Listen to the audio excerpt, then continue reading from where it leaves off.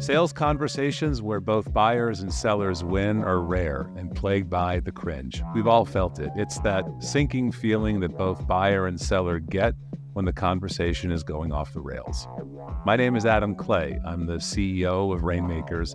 I've spent 25 years building and leading global sales organizations and thinking about the sales conversation. At The Cringe, we put the sales conversation under the microscope and explore pathways to ensuring sales reps, leaders, and managers conduct great sales conversations. Today, my guest is Dan Fantasia, CEO of Treeline. Today's show is going to be a little bit of a departure from prior episodes. We're going to be talking not about the conversation that salespeople have with buyers, but about the conversations that salespeople have with companies they're considering going to work for, and the conversations those companies have with salespeople they're considering hiring. And I can think of no better person than Dan Fantasia to have this conversation with. He and his firm have hired or placed 3,500 salespeople over the life of their company. Dan, welcome to the show. Hey, Adam. Thanks for having me. I'm excited to be here today. Oh, we're so happy to have you. So tell us a little bit about Treeline and the work that you do. Sure. So Treeline, we've been in business since 2001. Since our inception, we've had an exclusive focus on the career advancement and recruitment of sales professionals. So if you're a company that's looking to hire and struggling to find top talent to grow your team, most companies come to us for consultation and to identify the right talent for their organization so they can scale and grow appropriately. All right. Well said. So Dan, I'll start with the same question that I ask everybody who we have on the podcast. Thinking about the conversations that you're privy to between salespeople and companies that they're seeking to work for, and the conversations that those companies are having with salespeople they're considering hiring, what makes you cringe? The discussion between a company and a candidate about compensation. There are so many small subtleties that could offend either a candidate or a company. And so in those conversations, preparing for that dialogue is critical, and that's when it becomes the most cringy. That point where you're trying to negotiate salary and it just comes out wrong. So let's dig in to that a little bit. I think that's a great start to the conversation.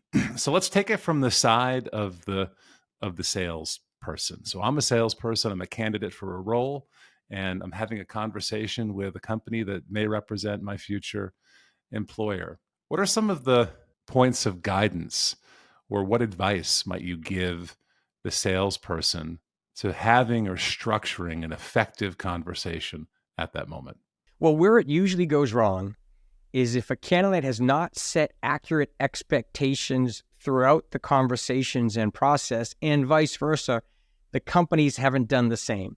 So now there's confusion and there's a void, there's a absence of, again, communication. There's just confusion. And so what happens is when we're talking to candidates, if that has not been set, if there are no bookends on compensation on what's high and low and acceptable, then it becomes very challenging to effectively negotiate. If you understand those bookends and you set the expectation as a candidate, the real question is, where do you need to be, right? So we call this a full court or half court press. What is your strategy, right? A full court press is, you know what, your base salary range is 140 to 150. I need to be at 150 to make this worth my while and to leave my current organization. If you pay me 150, I will resign today and I will start in 2 weeks. That's the full court press. There is no conversation. That's where you need to be, and you're very direct and to the point, and you let the company know. Now, you could offend the company if you have not set those expectations early on that you'd like to be on the high end of their compensation plan, or if you didn't ask what their compensation range was, right? Critical discovery mistakes that you didn't take care of throughout the conversations and throughout each one of the interviews. Now, the other option is a half-court press. And so this is a little bit more conservative.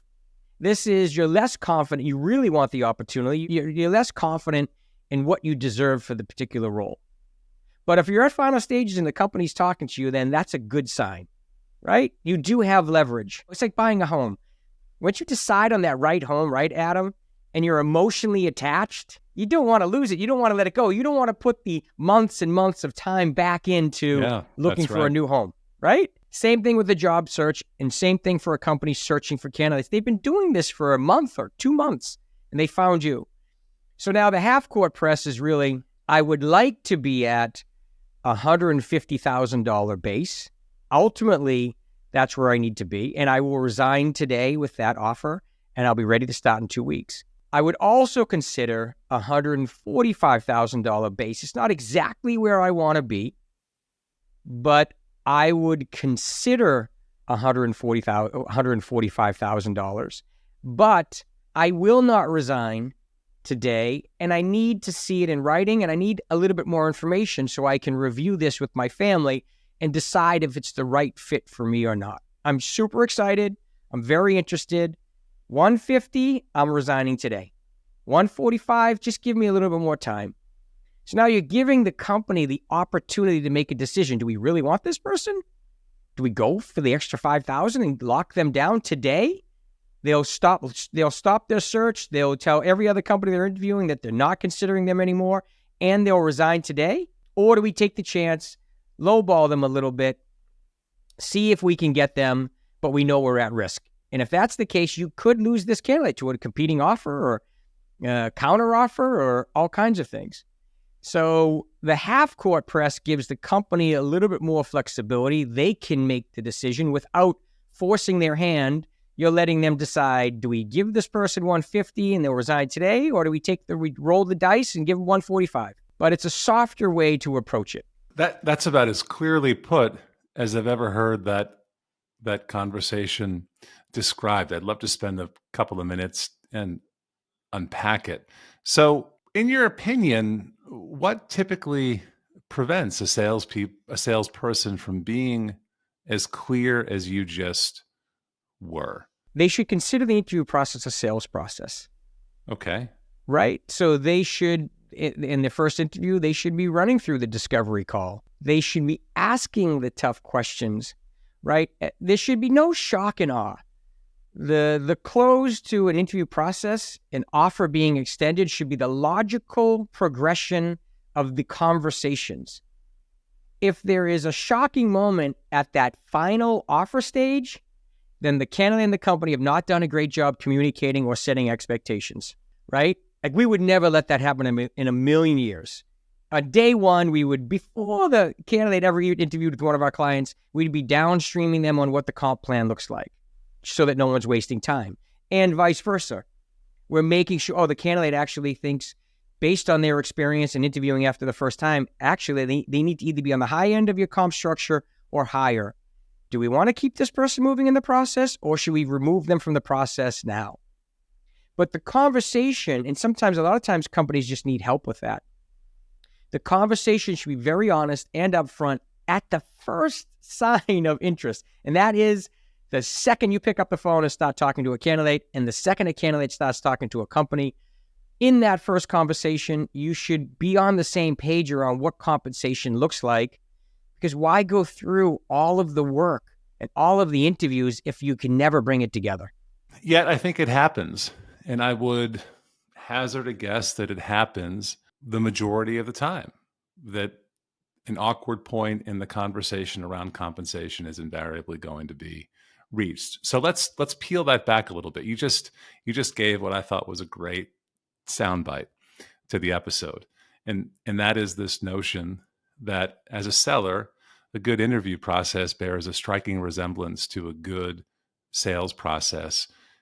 And the more emphasis you place and the more time you spend on discovery and alignment of expectations, the higher the likelihood is that you'll reach an outcome. Could be a positive outcome, wonderful, but it could be a negative outcome, in which case you wouldn't have been surprised. And so talk a little bit more about that notion that a good interview as a seller requires some discovery to happen and some alignment of expectations. It's unusual to have expert interviewers, right, Adam? Because unless you're interviewing for a job every month, you're not an expert.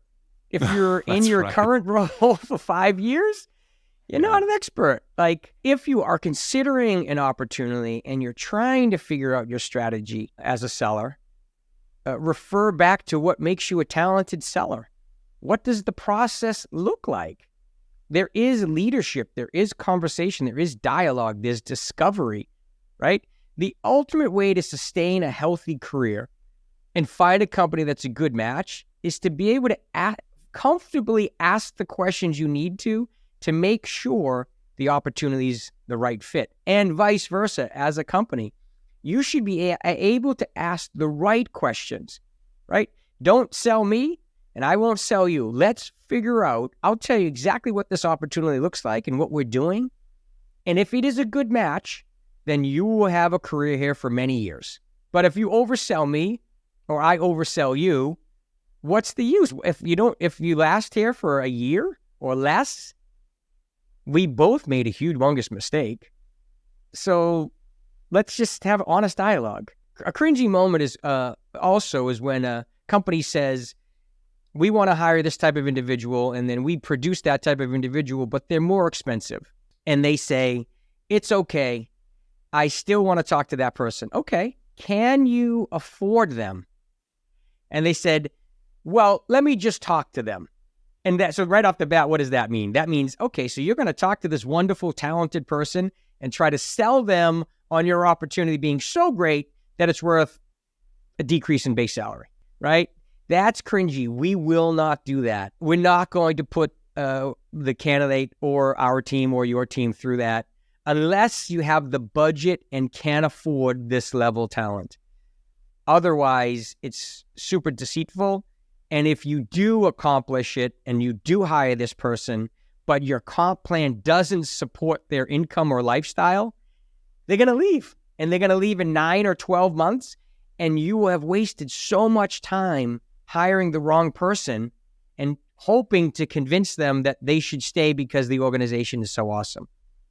It defeats the purpose. So we try to avoid that at all costs, Adam.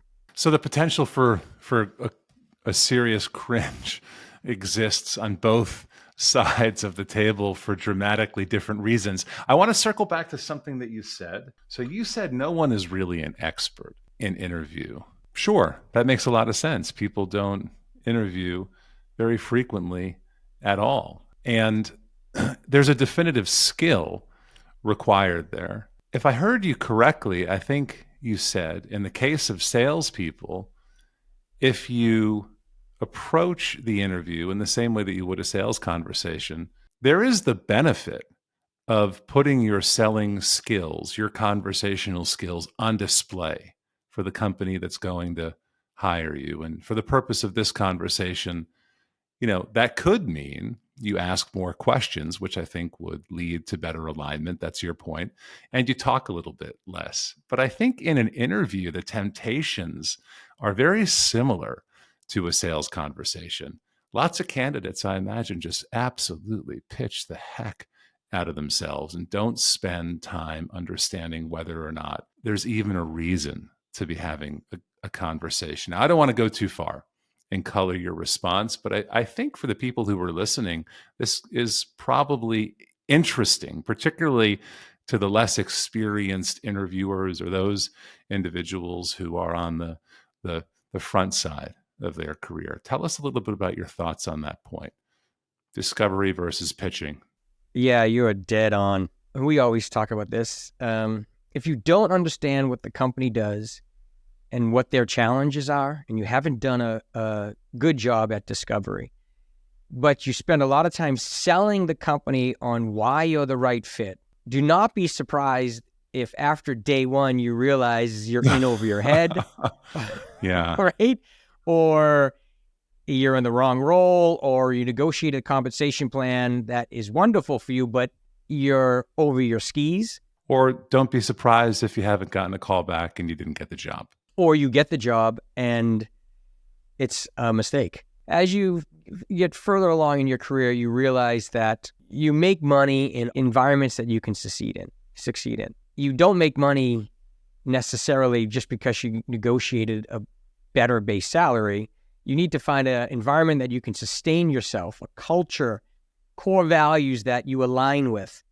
And if you find that, then the money will come because you will spend years at that organization. If you find yourself jumping around year after year and you're chasing a base salary, maybe sales isn't perfect for you, because what you should be looking for is the right culture, the environment, and the upside.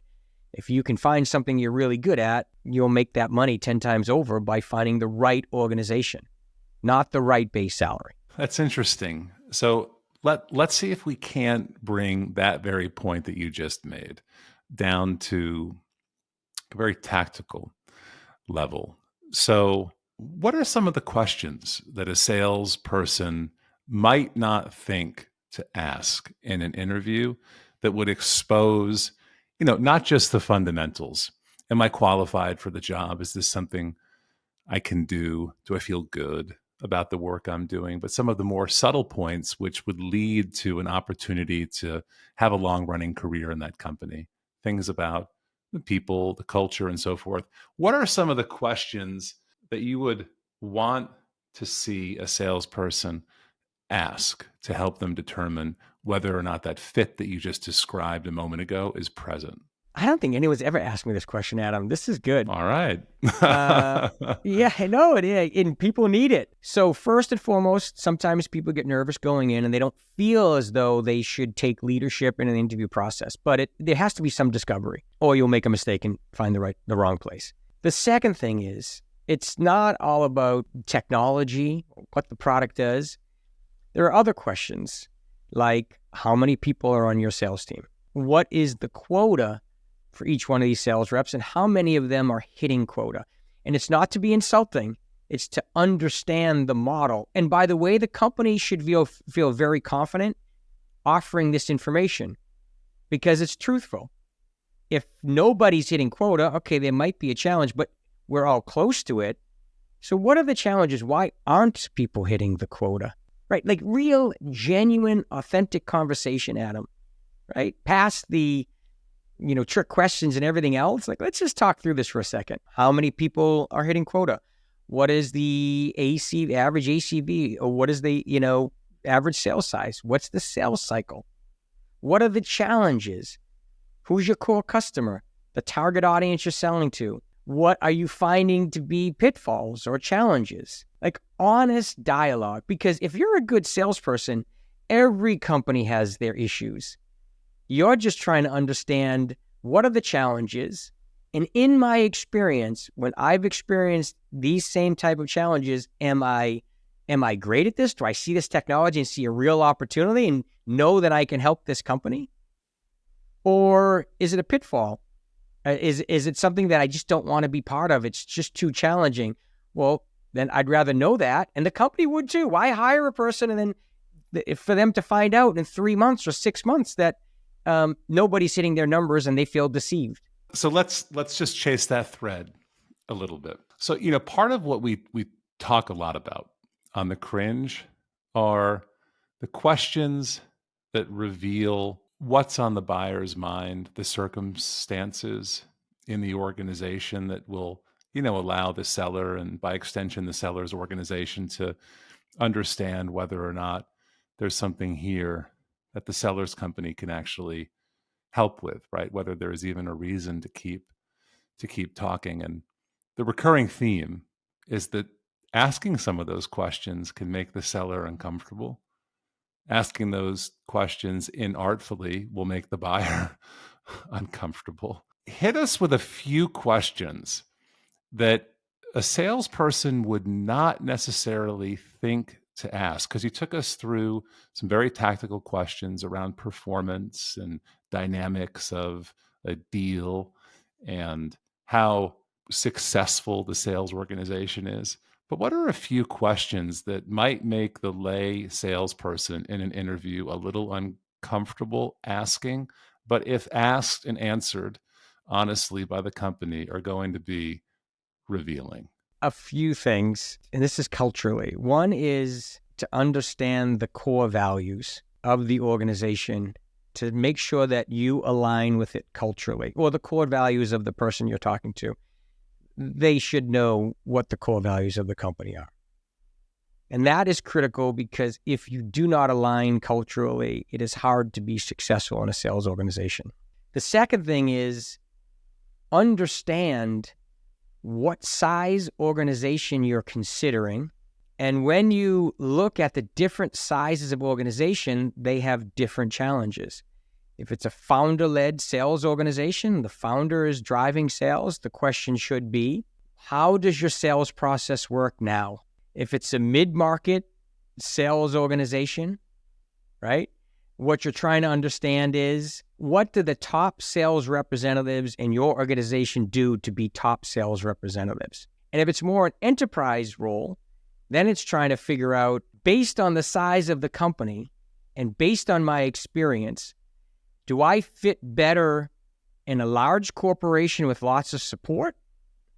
Or am I more entrepreneurial and fit better in a mid-market company? Because for each one of those different personas, there is a different fit for each individual. Do you know what I mean? So if you have a enterprise salesperson that you've interviewed and they've worked at only large companies, but you just received your first round of funding, they might sound great, seem like the perfect fit, but they need much more support than you can offer them because they're used to a large environment.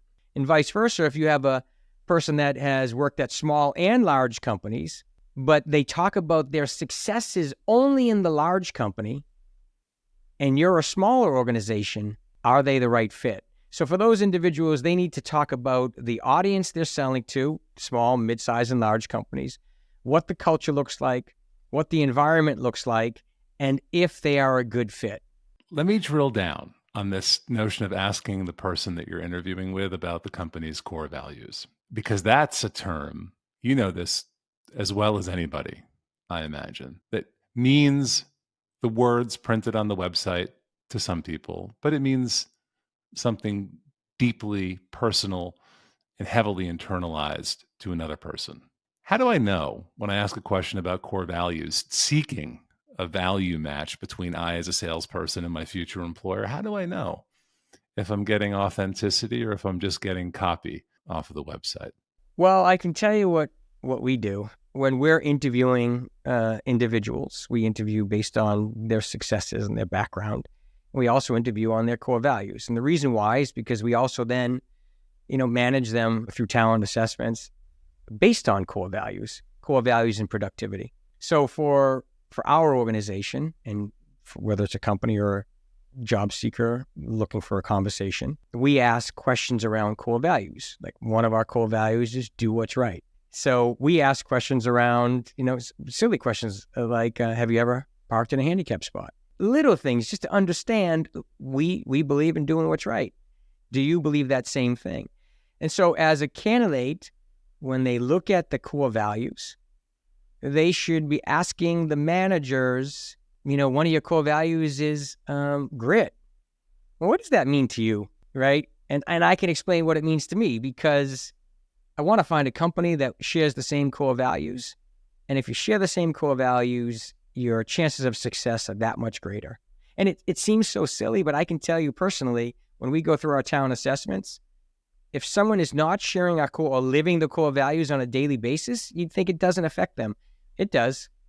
You can see it in their everyday work. You can see it. So we coach them up and help them, achieve those core values, and they become stronger and better employees, or they don't. And if they don't, and they don't align with the core values, there's not a lot you can do.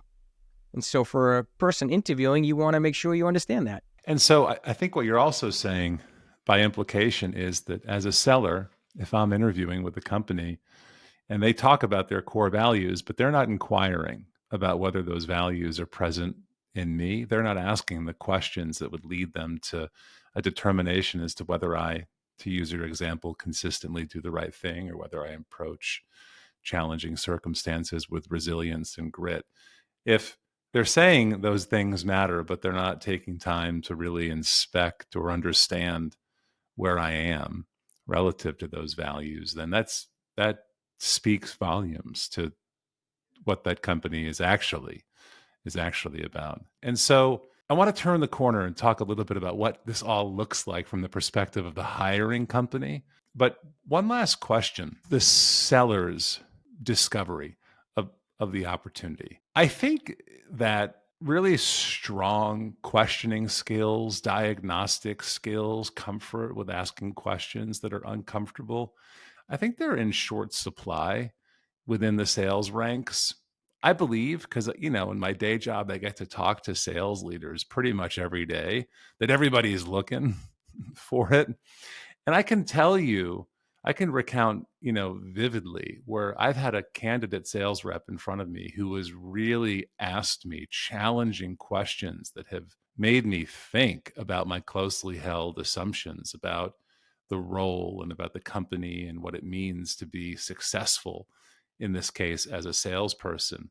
And I remember having a feeling like, wow, if this candidate is this comfortable asking me these questions and challenging my closely held assumptions, then I can imagine that they're going to be pretty comfortable doing the same thing with prospects. Am I right about that? And, if so, I think that reinforces your earlier point. But before we start talking about how this all looks from the hiring company's perspective, I wanted to give you a chance to weigh in on that notion.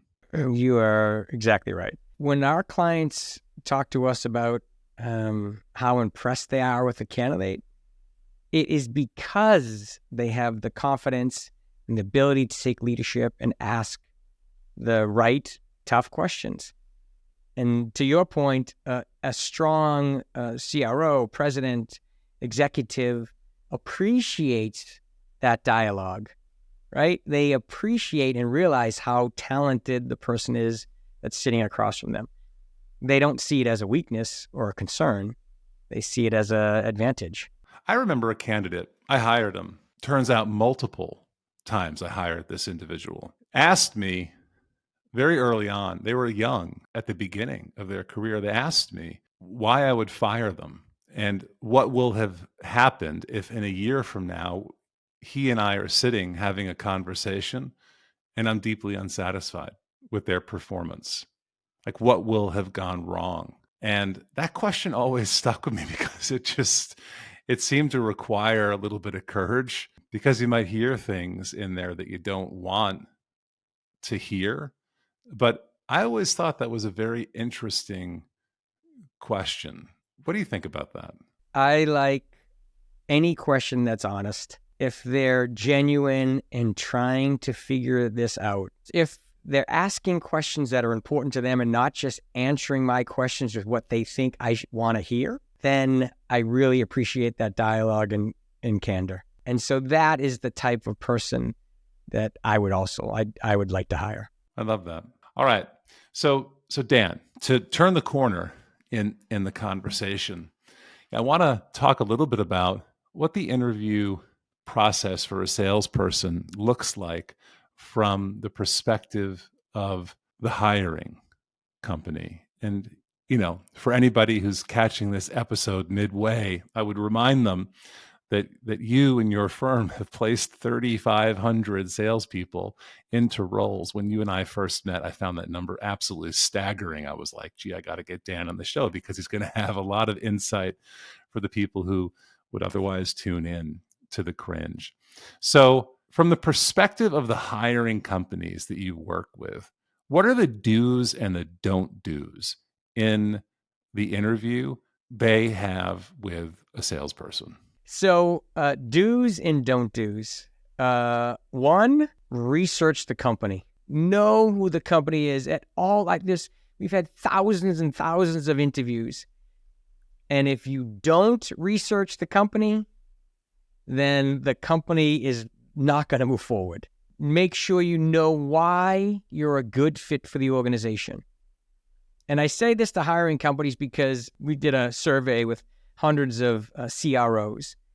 And the two major questions that drove them nuts, and they always give us feedback, is if a candidate doesn't know what the company does and they don't know why they're a good fit. Another thing that is a common trait of a successful salesperson is they close each interview. So if they don't close the interview, then you have a challenge, right? As you're assessing candidates, you should be looking for them to have a conclusion to the conversation. If they can't conclude the conversation and ask if you have any, additional questions or concerns, or what is the next step in the process, where do we go from here? If they're not closing you, it should be a red flag and a concern.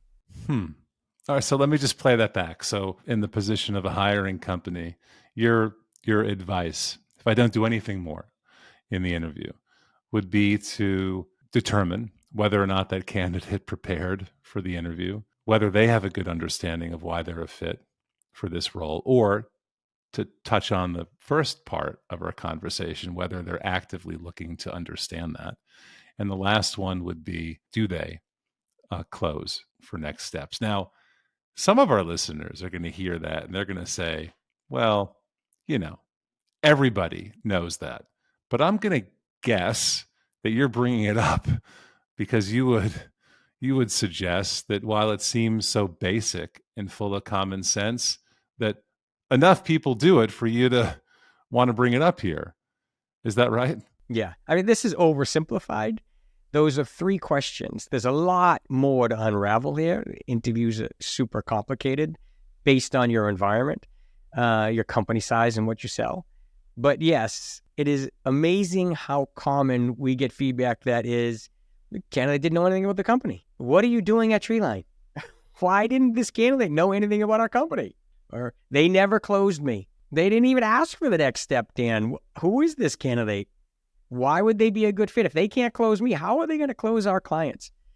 And so as soon as you talk to a candidate after an interview and you get feedback and you say, how did you close the conversation? Well, I didn't have time. Oh, it was too much of a rush, or basically they didn't have the confidence to do it. The next conversation is going to be with the hiring manager and they're going to say, nope, not the right person. They never closed me in the conversation. They didn't know who the company was. They didn't know why they were a great fit. And that's just at a super high level, Adam. But those 3 things, it comes up all the time. I appreciate that. And I don't doubt, Dan, for a moment, that there are just layers of nuance and other things that we could talk about if we had unlimited time. But what I appreciate about what you just said is it reminds me so much of conventional wisdom in and around sales conversations where I, as a seller, am in front of a buyer.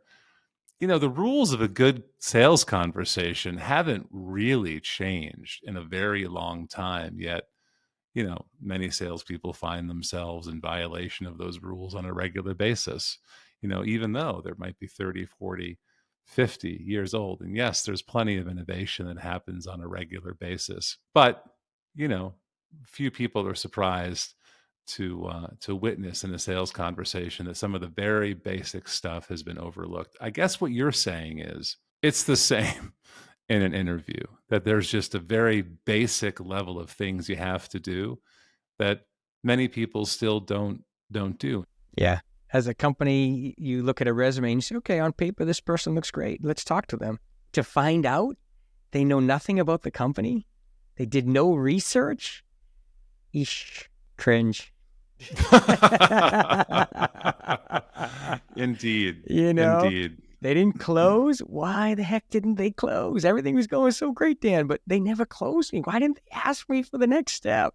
I have no idea, but they didn't. Before we wrap up and I give you a chance to send us out with a hot take, I have one more question. What is the one thing you would caution a salesperson to never do in a hiring conversation? If you could wave a magic wand and tomorrow all the candidates that you will work with from now until the end of time will never do in an interview again, what is that one thing? I would say leave all the assumptions at the door. You don't know who the company is, so don't pretend that you do until you've had the conversation and asked the questions. Don't go in thinking you're a rock star and you work for a competitor and you know exactly how the business works and you know it all. It's inaccurate. You don't. You need to talk to a company because every company's different, small, medium, large. They have different challenges and different issues. And if you're not looking to uncover what those are, how the heck are you ever going to be a good fit or the right match? I guess a remarkable insight, and it's got parallels to so many facets of business. But I find it interesting that the one thing you wish you could just cure the world's population of sellers looking for a job would be is to not be assumptive about what that company needs and not be assumptive about how you might be able to contribute until you've done thorough discovery with that company. Is that right? Yeah. And why is that so offensive to a hiring company? What causes that hiring company to cringe when I start telling you, the hiring company, about your problems and about how I might be able to help? I mean, at the risk of stating the obvious, I'd love to hear what it is from your perspective that just would gall or drive a company nuts. So for any growing company, you want salespeople that understand and know how to listen, ask good questions, and listen. If they can't listen, telling is not selling. And if they can't listen, how do they react to your customers? How do they react or work with their coworkers? How do you coach them, right? I mean, you don't need someone that can tell you how great they are. You need to know that they're a good fit. And because one thing you and I keep talking about is sustainability. You want people to stay. And if you can't be coached, how do you grow with the company if you already kind of know it all? What a great note to finish on, Dan. That's terrific. So we're coming up on time. I want to give you the opportunity to send all those that are listening to this episode out with a hot take, an insight, or some perspective that is near and dear to you that you'd like to share with the audience. Go ahead. Yeah, I think for individuals that are considering new opportunities, give yourself a long enough runway to selectively consider opportunities that add value to your career. If you're in need of a new opportunity, then emotionally, you tend to make emotional decisions because of cash flow, money, things that will force you into accepting a job. So for an individual, you need runway. You need to educate yourself on opportunities and find something that adds value. For companies, it's to understand your sales environment. Take time to understand what your sales environment looks like. What are the, key sales characteristics, hard and soft, of the right type of performers for your organization. Look at your current top producers, assess their backgrounds, and make sure that you search effectively to find or get access to top talent so that you can grow the sales team. Many times companies just don't have access to talent. They don't realize how much time it takes to really find top talent. So they interview and they basically, they tend to hire the best of the worst because that's all they see. Well said. Dan, thank you.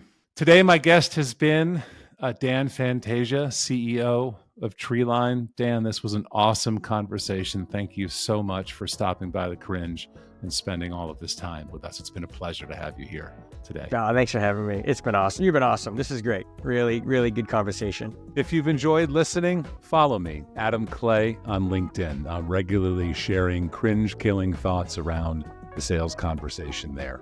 This podcast is produced and presented by Rainmakers, where we believe the sales conversation is everything. Check us out online at www.rnmkrs.com.